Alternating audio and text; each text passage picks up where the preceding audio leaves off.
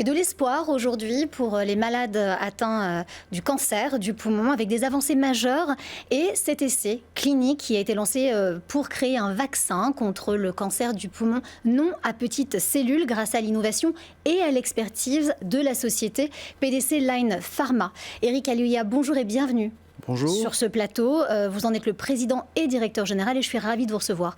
Alors justement, ma première question, j'aimerais qu'on se fasse un état des lieux aujourd'hui en France du cancer du poumon. Qu'en est-il ? Le cancer du poumon est malheureusement en France, comme dans le reste des pays industrialisés, un problème de santé publique majeur. Ça reste le cancer où la mortalité est la plus importante. Et en termes de fréquence, chez l'homme en France, c'est le deuxième cancer qui atteint, on a compté en 2018, près de 32 000 personnes, nouveaux cas atteints de cancer du poumon. Donc un vrai problème. Un vrai problème de santé publique.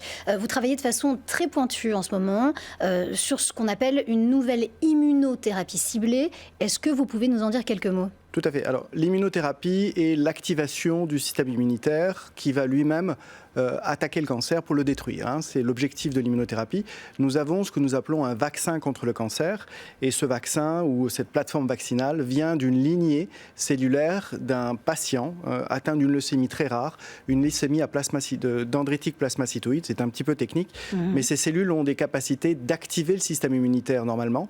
Et ces cellules-là, qui atteint ce patient atteint d'une leucémie, qui avait une capacité extrêmement forte en termes d'expansion et la capacité en plus de pouvoir pousser en culture de façon indéfinie. Donc nous utilisons cette cellule sur laquelle on va charger avec des petits morceaux de cancer, si je résume, pour activer le système immunitaire et nous l'espérons détruire le cancer. Alors justement, on rentre dans le vif du sujet. Vous venez d'obtenir une autorisation pour lancer la phase 1 et 2 dans cette recherche contre ce vaccin pour le cancer du poumon non à petites cellules. Comment est-ce que ça se passe généralement cet essai et où est-ce que vous en êtes aujourd'hui ? Alors on a obtenu les autorisations des agences réglementaires. Vous savez, lorsque vous allez chez l'homme, vous devez remplir un certain nombre de dossiers, de formalités réglementaires. On a obtenu ces agréments en France et en Belgique. Pour l'instant, nous envisageons d'autres pays. Et nous avons déjà infusé ou traité le premier patient, les 2 premiers patients en effet, avec notre produit. Donc on va avoir 4 cohortes de patients. On va tester d'abord le vaccin tout seul pour mesurer l'innocuité et une réponse biologique, pour voir si on active le système immunitaire. Alors l'innocuité, peut-être qu'il est important de dire qu'on regarde ce qui se passe, si c'est dangereux ou pas pour l'homme, s'il y a des effets indésirables ciblés. Exactement, donc s'il n'y a pas de toxicité liée au vaccin, bien sûr, qui serait évidemment rédhibitoire. Et les 2 autres cohortes, on va tester 2 doses de patients. C'est en association avec des nouveaux médicaments que l'on appelle les inhibiteurs de checkpoint, qui sont déjà en commercialisation, qui vont avoir un effet synergique et nous l'espérons permettre de réduire les tumeurs des patients traités. Mais écoutez, on l'espère également, afin que ça devienne une maladie chronique, ma foi.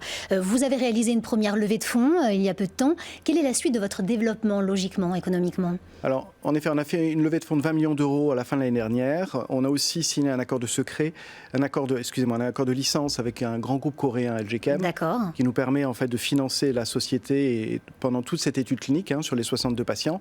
Dès que cette étude sera finalisée, il faudra faire une nouvelle levée de fonds de plus de 30 millions d'euros pour permettre de financer une deuxième étude clinique qui, elle, sera, nous l'espérons, pivotale pour mesurer l'efficacité de notre traitement par rapport à un groupe contrôle. En tout cas, vous serez le bienvenu sur ce plateau pour nous en parler à ce moment-là. Eric Alioia, merci beaucoup d'avoir été notre invité. Je rappelle que vous êtes le président et directeur général de cette société dont nous venons de parler, qui est très, ma foi, qui donne beaucoup d'espoir à chacun, qui s'appelle PDC Pharma. Merci encore. Merci.